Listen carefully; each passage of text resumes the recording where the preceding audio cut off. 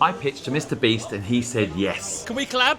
I got an idea. I've been pitching to people for years. Today, I'm going to walk you through the play-by-play behind how I created an opportunity to pitch to MrBeast, made the pitch count, and ultimately walked out the room with a win. The first thing I want to teach you is that luck is something you have to be prepared for. And in this particular case, I wasn't that prepared because I wanted to go to the toilet. I'll go to the toilet's here.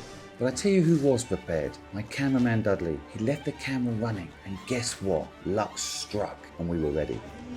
MrBeast, what's your dream? What's up? What's your dream? To be the biggest YouTuber ever. Can we collab?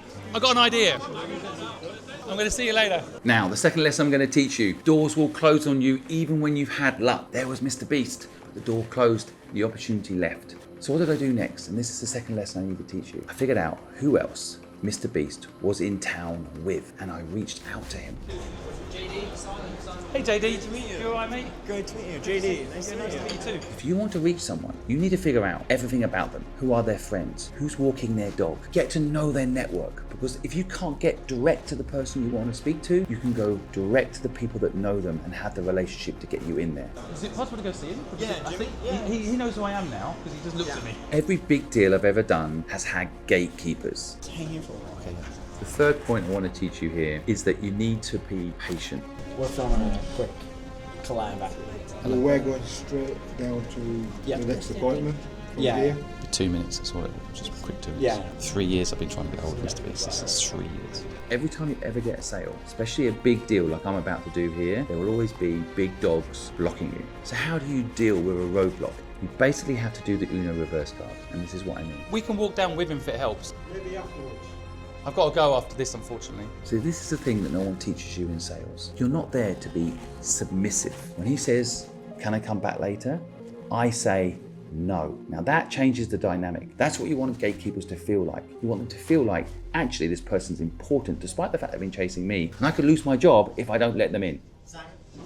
The next thing I want to share in sales is you've got to have empathy for the person you're selling to. How's it going? How are you, mate? Good. I know you're tired. No worries. I How's it appreciate going? you. Nice to meet you. These people are busy no matter who they are. Give them respect. Where would the best lighting be? This is fine, don't worry. You got to run in a minute, so let's go quick. And don't be alpha male when you walk in the room. Like, connect to people. Try to be genuine. You're actually one of my inspirations. But now, an important lesson. Establish why you are in the room. Establish your authority. I won $1 million here last year. They gave me $1 million cash, and I've been giving it away all year to fund people's dreams. One of the keys to getting any sale done is what's happening here. You need to establish synergy in the businesses. What does the person you're selling to actually need? What does MrBeast need?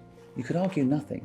But what he will always appreciate is someone doing the same thing that he's doing. You have pioneered a model where we use YouTube as a platform to inform people, to educate people, to entertain people. Yeah. But we're using that money to fund people's dreams.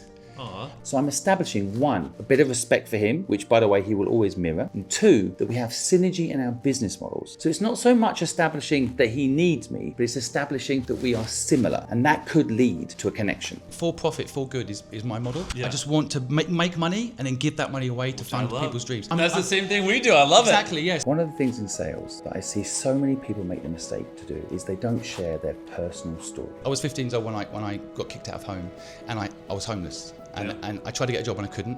And then I went to social services for help and they told me no because I was a man and I should just get on with it. And so I had to start a company, but no one ever taught me that at school, that it was possible to take an idea from my head and make it real. Yeah. And I want that taught in schools. Yep. And so that's my dream, to teach people that, a fixed education system. Why you're in that room and why you are personally driven to sell something or do something matters. By sharing your personal story, if that person doesn't relate or care, maybe you don't want the deal. And that's just as important as getting the deal. I become semi-famous on social media, not as famous as you, of course. Now this is why I don't like the word sales, because sometimes it is indicating that you're trying to get a sale. Being famous is a slightly dangerous thing. I think people have misunderstood it. What you're actually doing and what I'm trying to do here is establish a connection. Yeah. I think it's a sacrifice, worth it if you have a mission. One of the hardest things I have found building a YouTube channel and doing social media is fame. I personally struggled with it. And I wanted to speak to someone who probably is one of the most famous people on the planet, how he dealt with it. Yeah. What's your take on fame?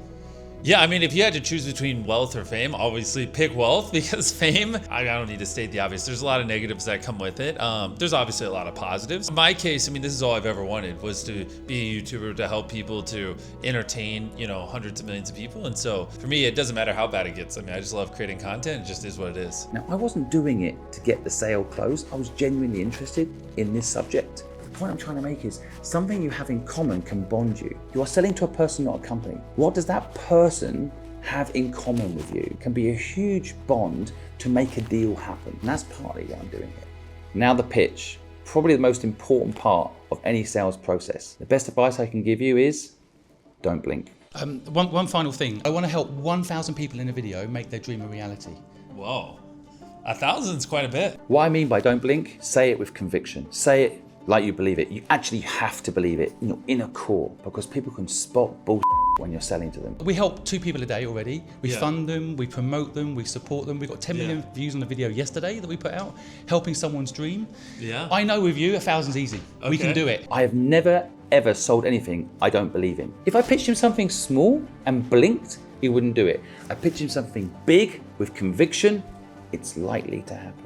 Let's do a fun war. Whoever funds the 1,000 dreams or not when we do the video. I'll fund them all or you fund them all. Whoever wins the fun war. Oh, thumb war? Fun war, ready? Okay. Now in sales, you've probably heard the terminology always be closing. I have a slight update on this. 1, 2, 3, 4. I declare a fun war. So the real question is, always be closing what? You have a long thumb. I found out something people don't know about MrBeast. What do you really want to close when you're pitching? I just closed a deal with MrBeast, and I'm going to make one of the most amazing videos in the world with your help, helping people dream. But I have to invest in that relationship. So I am investing millions of dollars in my relationship with MrBeast because I'm thinking long term and I'm thinking big. Wait. Oh, wait. He won! Oh. I have to fund the 1,000 dreams. Don't think instantly, what can you make out of someone? Wait, I feel That's bad fair. for waiting now. Don't worry. Okay. It's done. Do whatever you can to build the relationship with the person you're selling to. And don't think closing is instantly getting the contract signed. Closing is instantly building a relationship and respect for each other over time for any deal to get done. You're an awesome human being. Thank you so much See ya, for your I'm about to time. go talk. I hope you get some I'll see you rest. Most of the people I work with over the last 35 years, I can still call them up now and do a deal with them, even though they're a different company and I'm doing a different thing, because we built up respect and trust and we were kind to each other, we did the right thing. And this is something in sales I desperately want people to learn, that sales isn't about getting the deal instantly, it's about getting a relationship over time that stands the test of time. There's one more thing I want to teach you. Keep it letting that happen. You're going to help people. You don't even realise, I don't think. He almost cost me the deal, but I must treat him with respect. And so I also have to give him credit for letting me in the room, because you know what? Later they'll have a meeting and they'll talk about me. They'll talk about how I treated the gatekeeper. And that gatekeeper's there for a reason. That's perfect. And that's it, folks. If you want to be one of the people in the next Beast video with us, let me know down below.